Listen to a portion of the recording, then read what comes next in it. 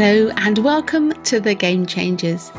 I'm Sue Anstiss and this is the podcast where you'll hear from trailblazing women in sport. These are the females who have knocked down the barriers to challenge the status quo for women and girls across the world. I'm so excited to introduce my guest today, but before I do, I'd like to thank Barclays for once again sponsoring this series of The Game Changers. Few brands have done more for women's sport. Barclays are the title sponsor of the Women's Super League, and they also back the FA in the fantastic work it does to ensure that every schoolgirl across the country will have the chance to play football by 2024. My guest today is the remarkable Jess Fishlock. A professional footballer, Jess's club career has seen her play in 9 countries, winning numerous accolades, including a UEFA Women's Champions League winners' medal. Jess is Wales's most capped footballer and is the first player, male or female, to reach 100 caps for her country. Off the field, she is an LGBTQ+ role model, and as an ambassador for Stonewall, she was recently awarded an MBE for her services to football and the LGBTQ+ community. I spoke to Jess while she was back in the UK playing in the NWSL for Reading on loan from her home club, OL Reign in Washington State. What were Jess's early memories of sport? Basically, I was very, very sporty and did a lot of different sports. Football was, the one that was kind of like my one true love. By pure kind of luck, really. It was like the summer holidays, and back then you had summer camps for everything. My poor mother had 6 of us with the summer holidays, so it was kind of like ship you off in 2s to the summer camps, and Catherine was the oldest, so we went wherever she wanted to go, and she wanted to go to, it was a Mearham soccer camp, would you believe it? I know. I mean, why on earth there was a Mearham soccer camp in Wales? When I think about it now, I don't understand why it was there, but Catherine hated it, I loved it, and never looked back, really. Then it was kind of just figuring out how I was going to be a footballer, I guess. And you played with Cardiff City, I think, from when you were about 7. So was that quite a pressured environment when you were so young at all? Well, I was really lucky, and I kind of say this all the time, that when I was that young, I went with my older brother to his team that was called Kai Castel, which was just across the road, very local. And I was really lucky then that they had a manager that was quite so open, really, because obviously back then, having your player's little sister come in wasn't that common, but he was absolutely lovely and just kind of took me with open arms. So I would go training there, and then on the flip side of that, obviously from the soccer camp, got in touch with the local team here, Cardiff City Ladies, but they never had no youth setup back then. I think they could see that I had talent at such a young age, so they let me come and train with their senior team for years, just train with them. Obviously I couldn't play because I was tiny. Them also being so open and so supportive of me just being this little 7-year-old in their training sessions. I bet you I probably was so annoying, but I was very lucky that period in my life, I had 2 different types of training sessions, being able to play in that, but I had very open grassroots coaching that were completely volunteers that just, didn't stop me wanting to do it, and were actually very, very, very supportive and helpful. So I always say that, I was very lucky, because it could have easily have gone the other way, and they could have been like, no, we don't want you here, you're too young, you're a girl. But they were the complete opposite. So it's fantastic to hear, isn't it? Yeah, it is. Like, I still am very good friends with, and my family and my mum are very good friends with Cardiff City owners, Michelle and Karen. They actually came to my ceremony in London when I had my MBE. Yeah, we're really good friends, and we know as a family how much of an impact they had on me growing up, and not just football, but as a person as well. And so, yeah, they're very big people in our lives, even still now. And I've heard you talk in the past about how tough life was for you at school growing up. Yeah. So can you tell us a little bit about that? And I guess how football helped you at that time too? Yeah.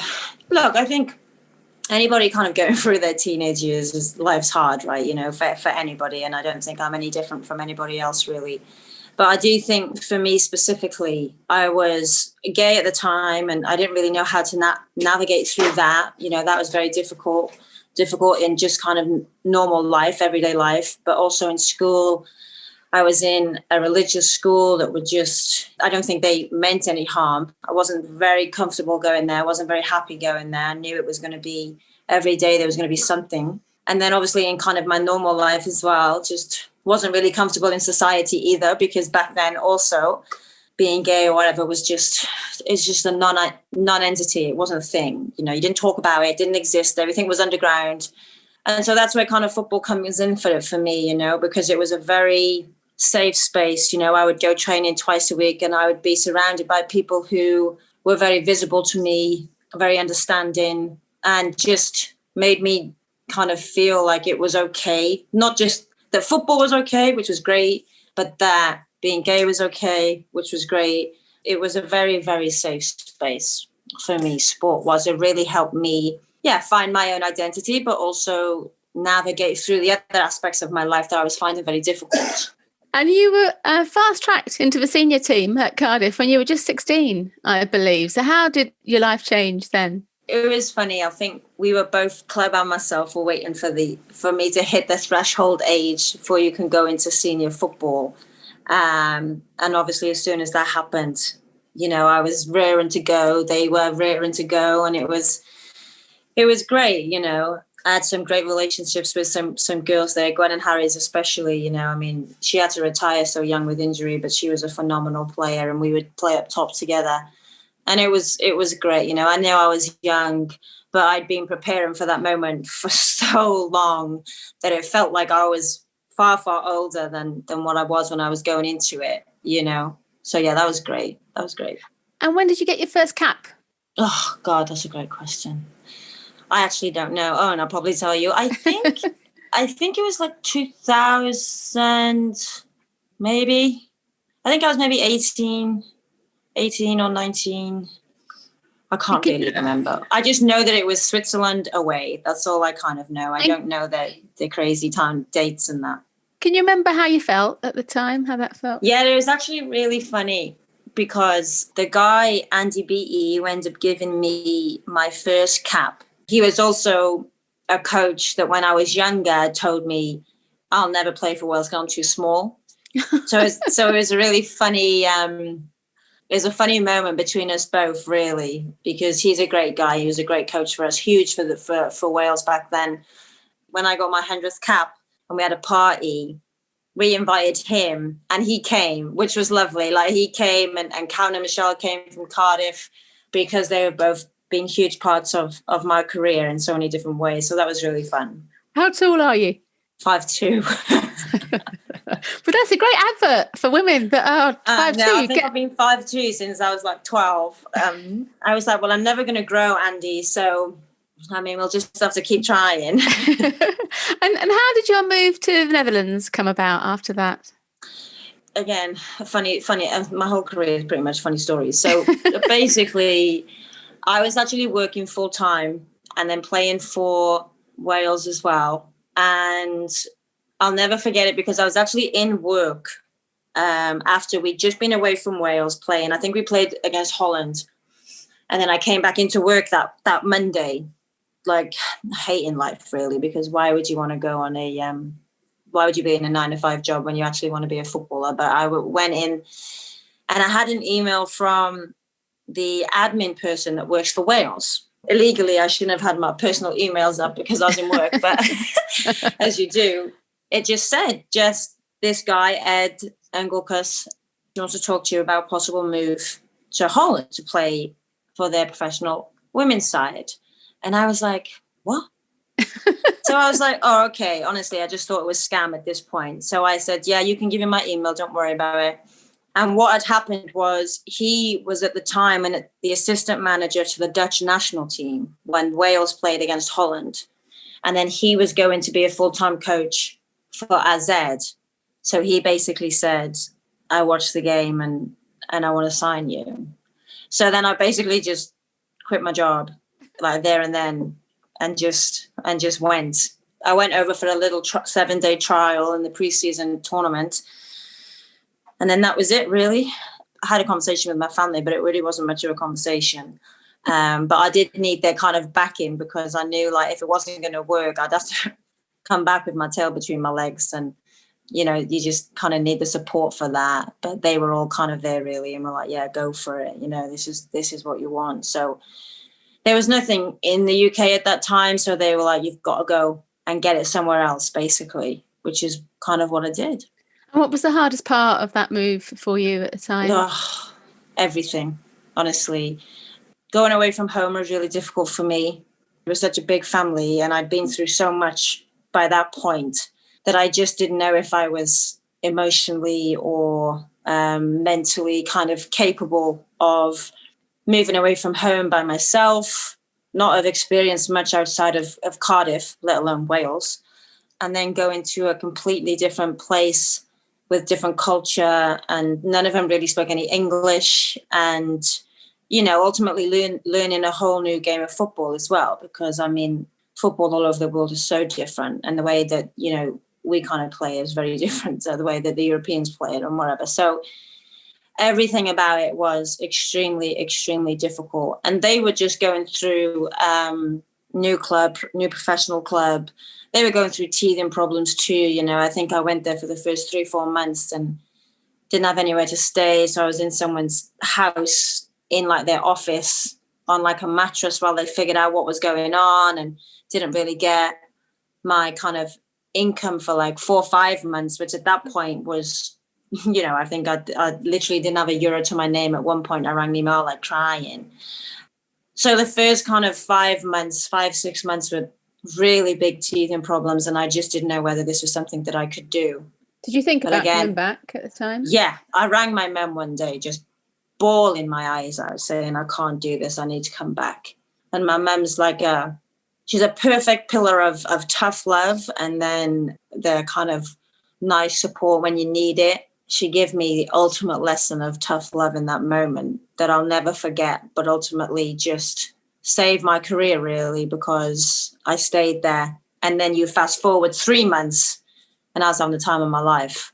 I think if I had just gone off my emotions, I don't think I'd be where I am. And that was a huge lesson for me at that point, because I really understood then that, you should never make a decision when you're emotional. And I was very, very young when I learned that lesson. And to be fair, if it wasn't from my mother's, real kind of tough love, which was so difficult for her as well. And I know that, people always think that people enjoy giving tough love, but it's the hardest thing in the world is, as from a mother's perspective, to kind of hear your daughter just bawling her eyes out and then basically saying, I don't care, you better stay there. This is all you've ever wanted. You don't get to come home now just because it's hard. And like I said, we always laugh about it now, because I'm like, Jesus, like how could you? And she's like, well, look where you are now, love. And I'm like, yeah, you're right. I think I like your mother.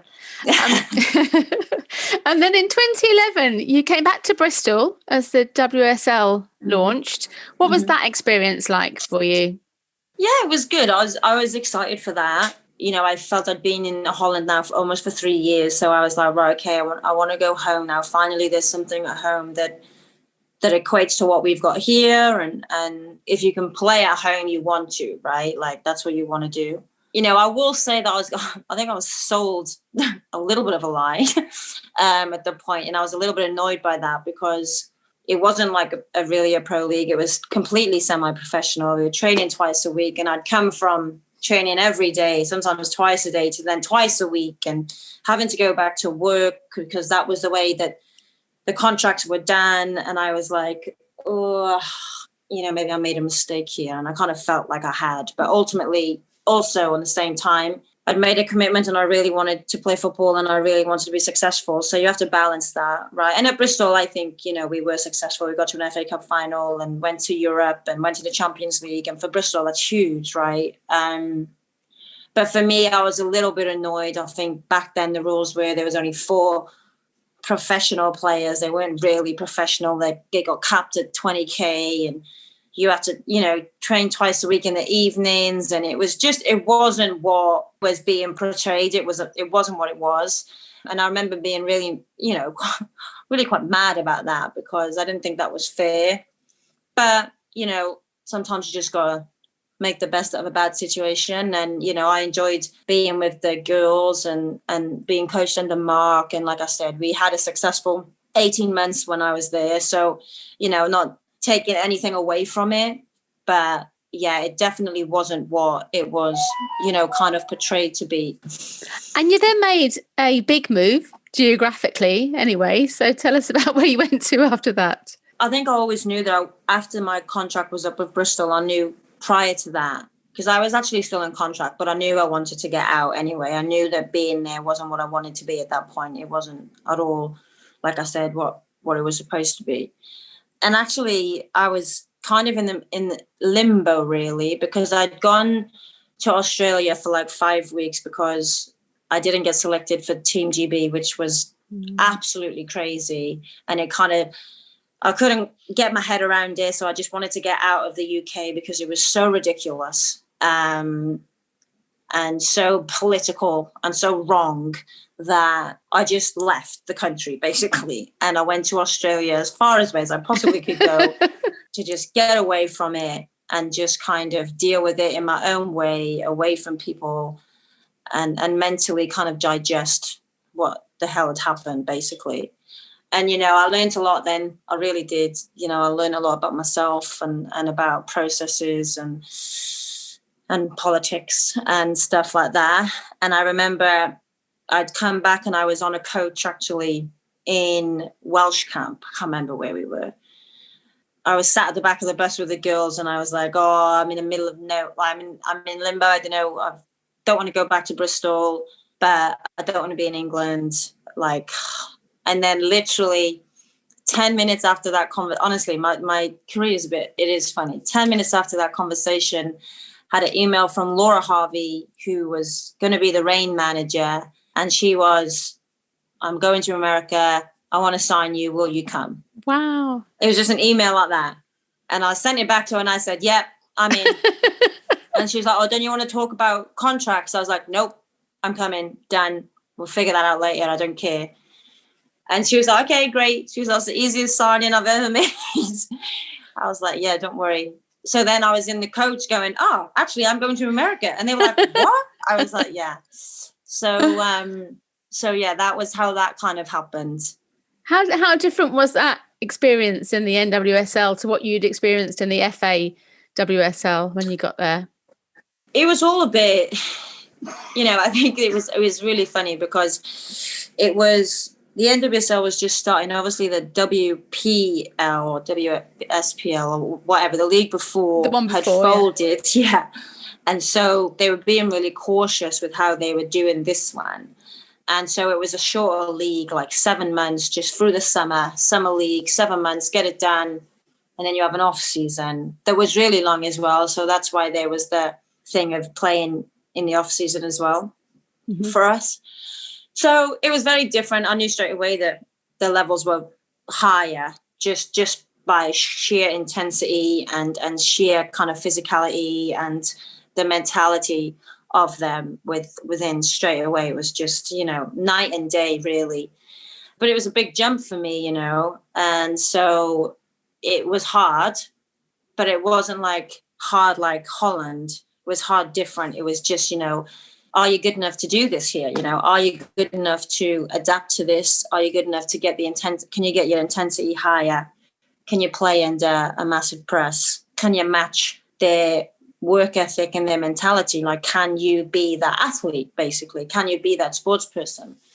And, me and Harvey always laughed because we played one game, the first game, Chicago, away to Chicago, and we were against Shannon Box and Leslie Osborne, two absolute, pioneers, really. But the game, I came off and I said, no, I can't do this. I can't do this. It's so intense that I was like, by the end of the 6 months, I'm like, I'm going to be exhausted. In terms of the physicality of the way they were on the ball, or on the just in terms of the kind of intensity of the game, it was so more intense. Like, you're on the ball, but you are getting absolutely pressed. There's no moment of breath, basically. Whether you have the ball, whether you don't have the ball, you've got to be like, your mind has to be just switched on to the high intensity at all times. which is a little bit different to Europe, because Europe, and they're kind of more methodical with regards to, they just let you have the ball. They don't really want to come and chase you to get the ball back, you know?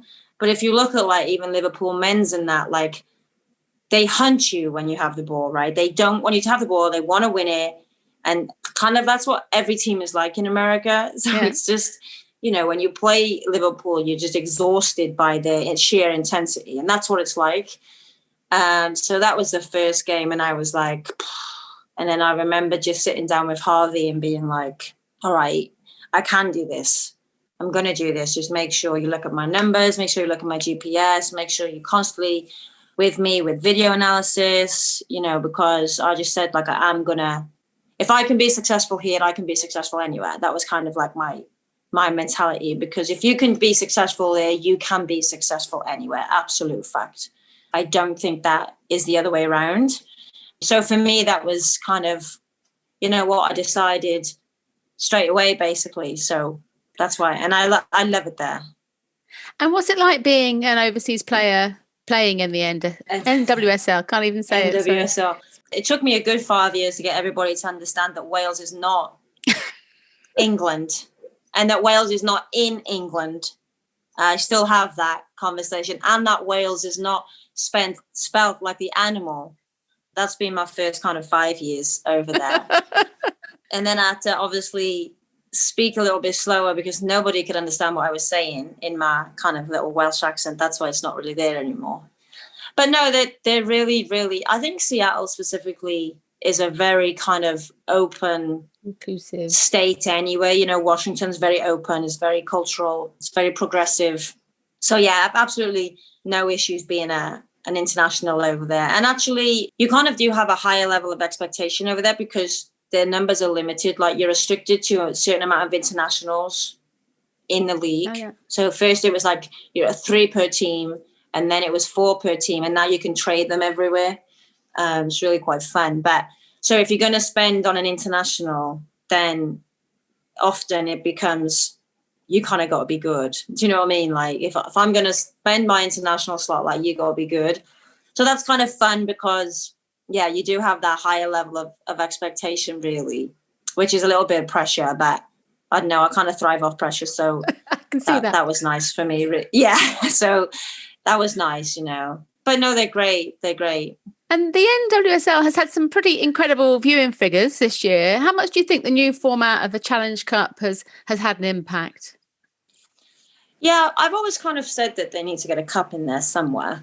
They should have listened to you earlier, shouldn't they? I know. I say this, to be honest, all the time. But I think what they did last year, the NWSL, was actually pretty genius. I'm not going to lie. They took a really bad year and turned it into a very successful 2 months, really. I mean, the league, they made loads of changes last year, and it was the first time the league was going to go 12 months, and you were going to have like a proper season and really long, and, you know, everybody was super excited for it. And then obviously COVID came in and was like, it's not going to happen.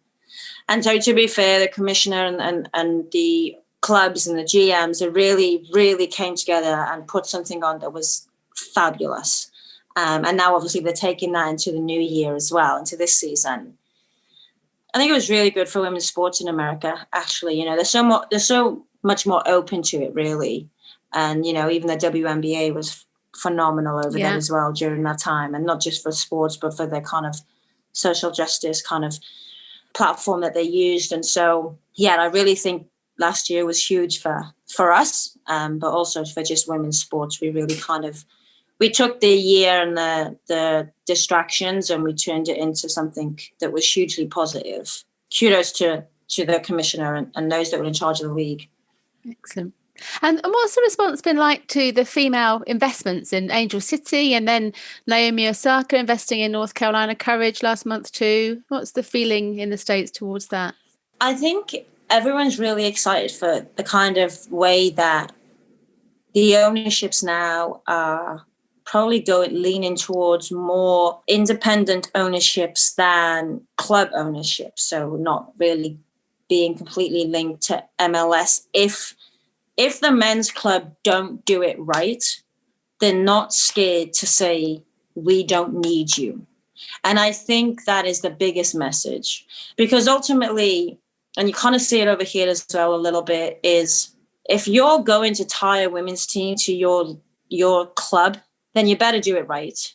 You better actually invest. You better care. You better treat them with respect. You better treat them as the professional athletes that they are, almost like a non-negotiable. And I think where America is far more progressive is we'll quite happily go, you're not doing it right. We're done. We're going to move on. That's what we're going to do. And, ultimately then the clubs then have to go, okay, no, we will do it. We will do it. We will do it. And I think you'll see in that Angel City is going to be huge. Their investors are a joke. I mean, I think everybody's going to fight to go to LA, to be honest. Yeah. Same with, Osaka, North Carolina. That's huge. And because Naomi Osaka came out and said that they want to also help now women athletes, like, she had helped them, Billie Jean King, and it's so nice to see that. It's so nice to see that these women that are so successful and not just kind of staying up and not trying to help, make sure that it grows even bigger. They're having a massive part of that. And I think what that does then is it makes every other franchise be better. So now, Houston Dash are really kind of being a lot better with how they're dealing with their women's team and the investment that they're putting in. And I hope Orlando do that as well, right? I hope they do. Portland are fantastic anyway. Merritt has always been great at Portland with the women. It really does treat them equally, which is fabulous. But I'd say that's the one thing in America that, is just huge. The women there and the women athletes, in truth, Sue, they just don't take any shit. Like, they just don't. They just do not take you disrespecting them or you disrespecting what they do, the work that they put in. We're not stupid. We understand that saying that we want to be paid $250,000 a week is just not real. Like, it's not.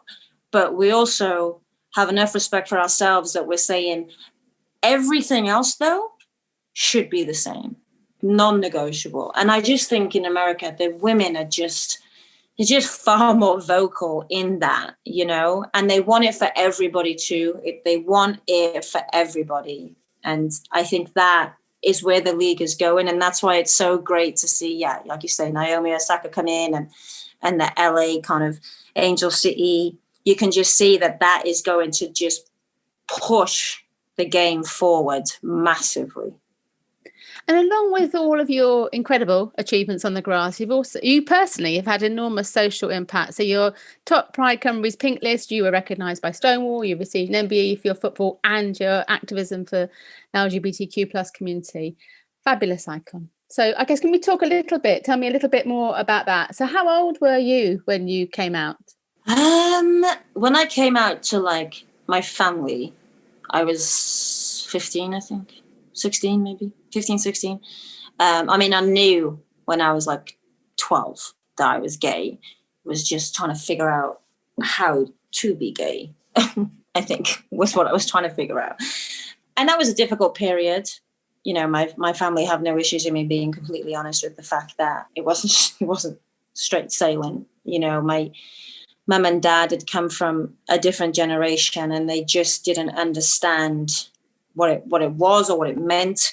So it took a lot of time, a lot of education, a lot of forgiveness really on both parts with how things kind of went a little bit, and a lot of kind of regrowing our relationships as them being my mum and my dad, but also being massive friends, they really are my best friends. And so it took us a long time. I think our relationship really, I would say, it broke massively, and then we had to rebuild and we did that over time. And then that's when I decided to come out publicly and in the BBC, and I did an article because I just said, look, for so long, I have done what I've not wanted to do to protect our family, really, because I didn't want, my little sisters getting, go to school and be like, oh, your sister's getting, just because they would. I have 2 little sisters. I have to also protect them.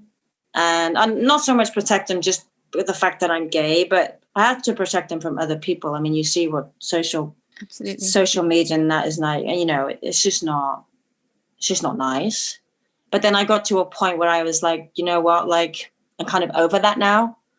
Like, my little sisters are older. My mum and dad need to just get over it, which, you know, they grew to.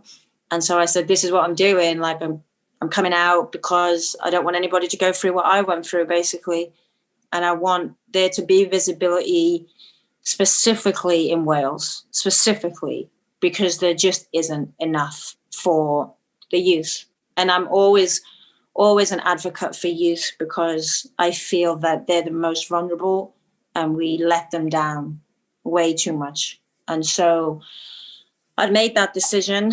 I run it past my family. It wasn't going to sway my decision, but I felt like I needed to let them know, because obviously the decisions that you make, they never really just implicate you. They affect everybody, and you have to be respectful for that. But they were super supportive, and they knew that it was going to be a tough ride, but it was for the greater good, almost, for other people, to make sure that they didn't have to go through kind of the way that I went through and how that affected me. And Did you see yeah, any gay role models when you were growing up? Was there any gay role models at all in sport, do you feel? No, not that I can remember, to be honest. Do you think that would have made it easier for you if there had been? I think so. I think if, you know, all of the sport that I was watching, if I knew that any of them were gay and openly kind of not a problem, then yeah, maybe. I mean, I can't say for sure because I just don't know what I would have felt like. But, you know, definitely the lack of visibility, and the fact that when I was growing up, the LGBTQ community was just completely underground, forced underground because of society and government rules and government kind of views on it. And so, yeah, you know, when that's the situation, then you generally do grow up thinking that who you are and what you do is wrong. Well, it's not wrong at all, but that's how you're made to feel, right? And so I didn't want that anymore. You know, I didn't want that for the kids that are 12, 13, 14, that are having a hard life anyway, to not have visibility. I talked to Casey Stoney on this podcast, actually, previous series, and she talked about not wanting to come out initially because she felt it might just reinforce the stereotypes around female football players, and she didn't want to do that. What are your thoughts there?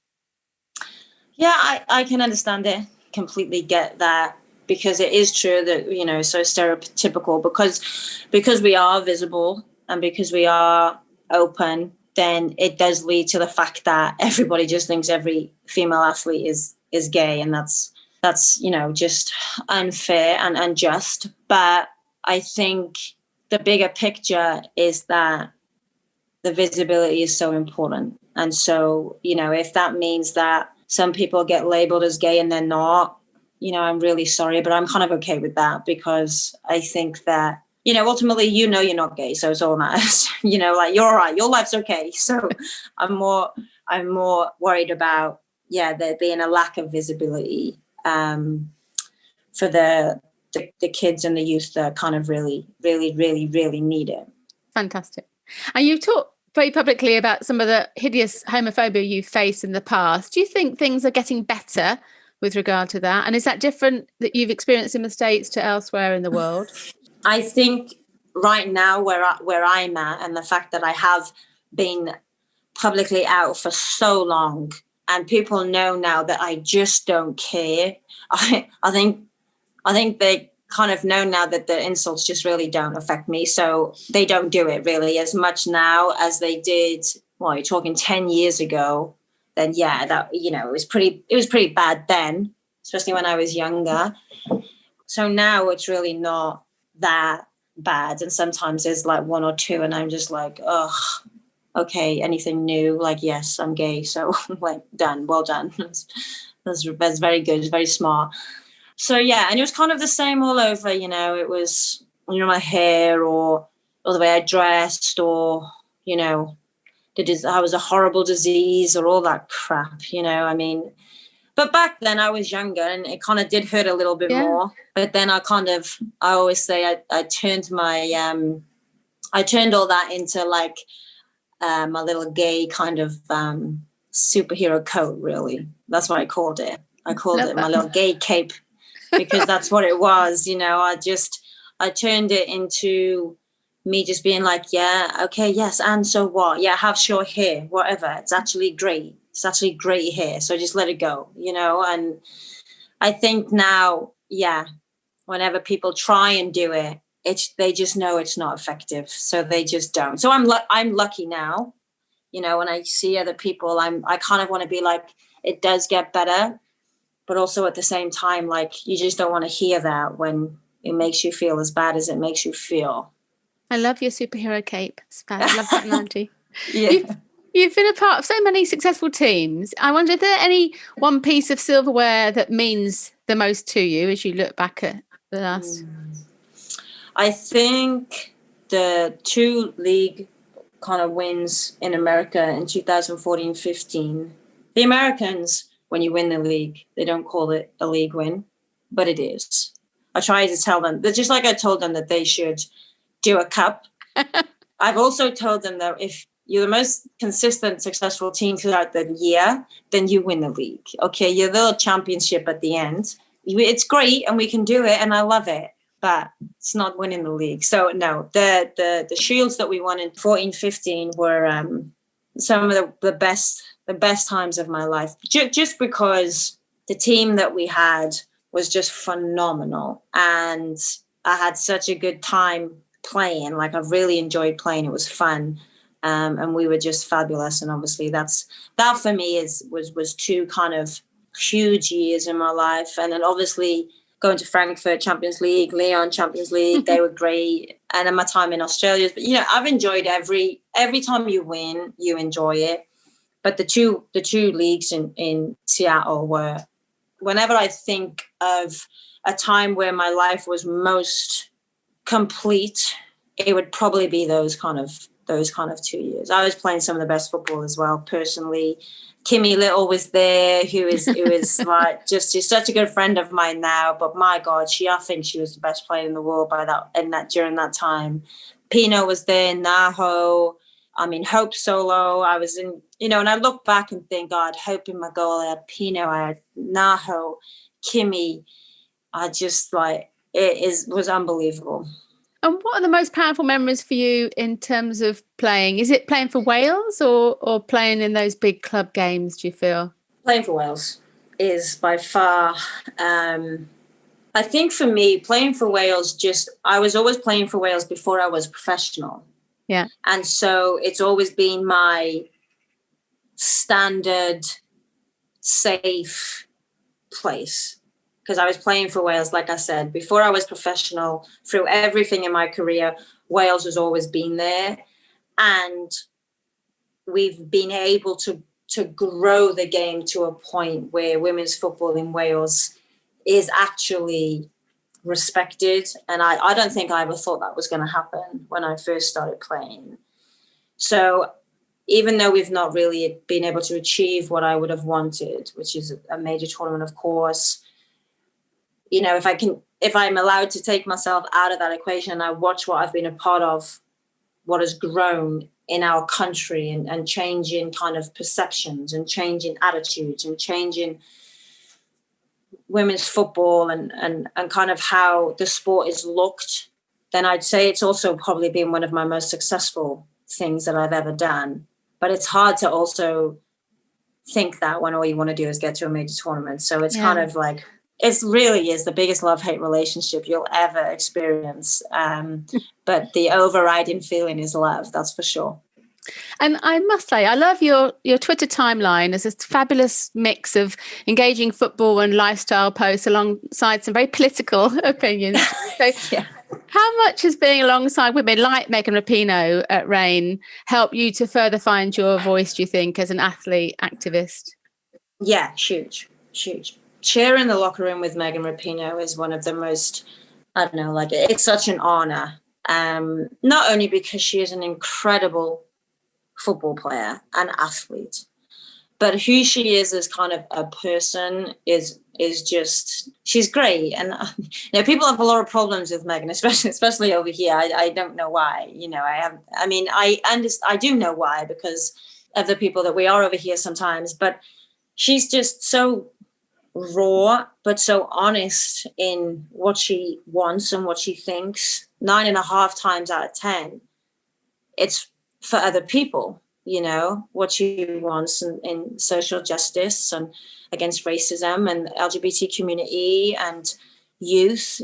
Everything that she fights for is basically for other people, and also, you know, at the kind of cost to herself.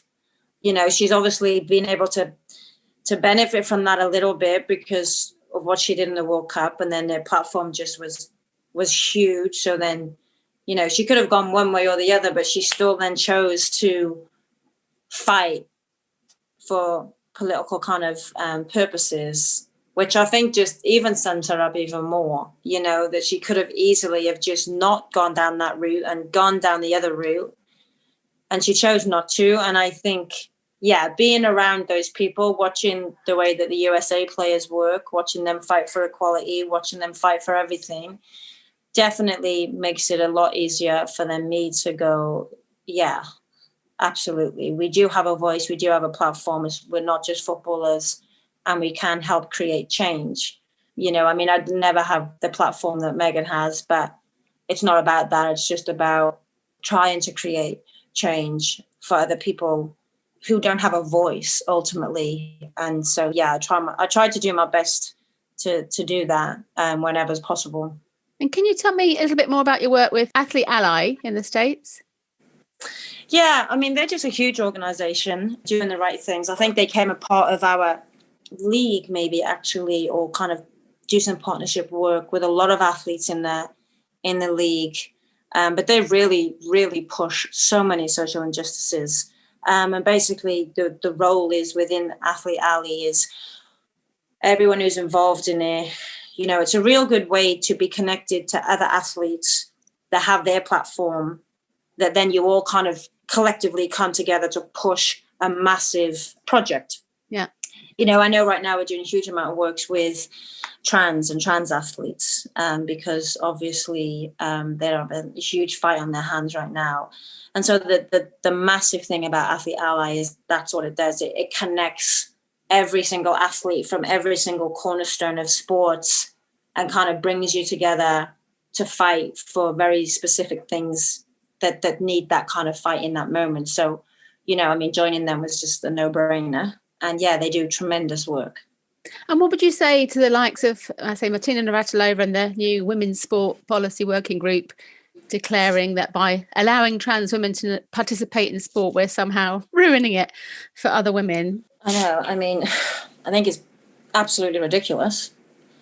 And it always relates to that fear, right? They just push the fear that people being different to who they are means then that it takes away who they are. And so what they do is, because it's unknown, because it's different from them, they then turn it into fear. And then that fear then grabs onto other people who then don't even understand what's going on, but jump onto the fear.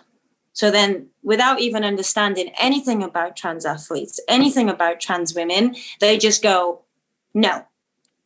And I think that's the most dangerous thing to do ever, because you'll then create a generation of fear towards something that they refuse to understand, refuse to educate themselves on. And that, I think, is one of the most dangerous things you can do. I really do. I really think that the people that come out and they just have headlines that trans women in sport is unfair. Well, if you actually break it down, you could not be more wrong. You honestly couldn't. If you actually looked at the science behind it, the amount of hormones that have to go into it, there is nothing in here that makes it unfair. But nobody does that. So they jump on, you know, the one headline of the celebrities. And then what that does, 10 years later, you've just created this massive divide based on fear that doesn't need to exist. And the only reason that we know about it, lesbians or the gay men or whatever, is because we've had that. We had that 20 years ago, and we're still fighting that fear. So that's what makes us really angry, because Obviously, it's not true, but that's the narrative that they're pushing because they're just scared of nothing. And I think that's the biggest thing for me. That's what annoys me the most, is because they're doing so much damage when actually there's no need for it at all. You're clearly so passionate and so articulate about many, many things.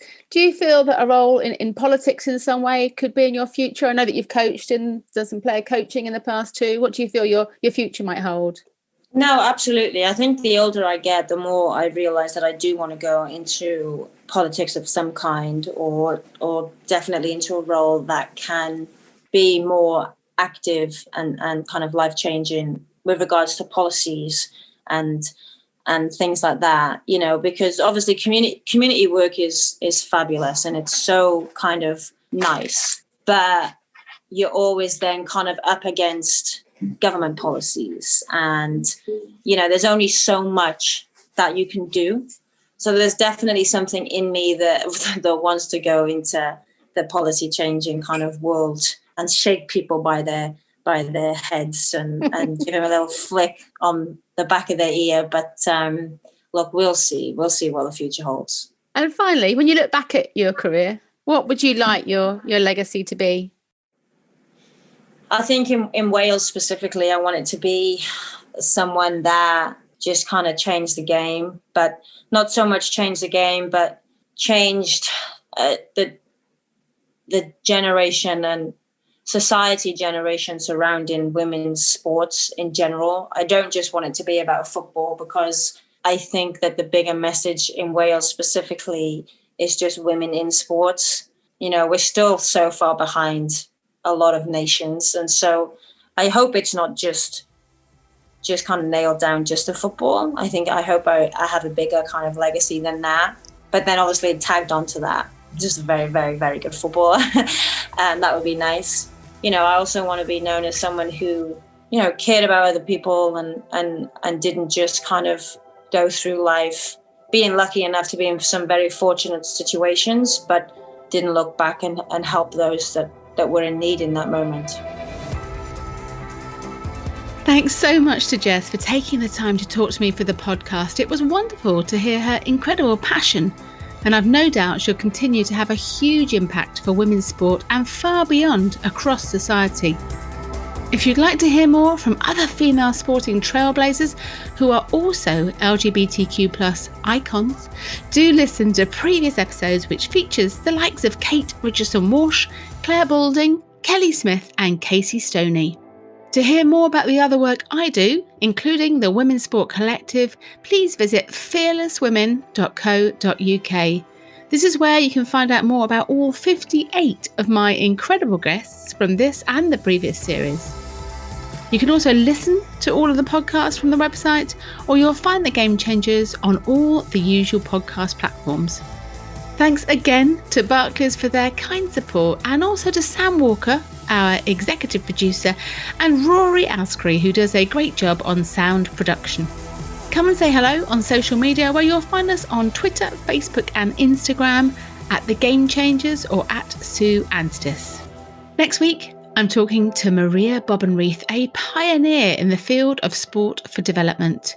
As Global Director of Community Investments at Nike, Maria champions sports and play as a powerful tool for social change.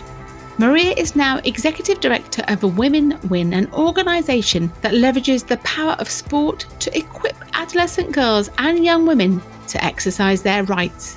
As you can imagine, it's a really fascinating conversation about the power and impact that sport can have.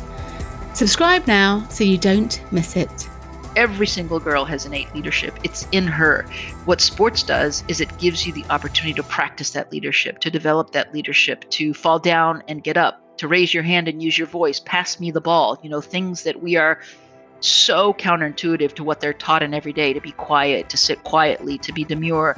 And I just think that that is what's the role that sports plays, which I really argue very few other things can give you. Even if you're not a great athlete, getting on a team, you know, showing up, standing up, playing together, winning, losing, and doing it all over again. These are the life lessons that we know many, many successful men got to do. The Game Changers. Fearless Women in Sport.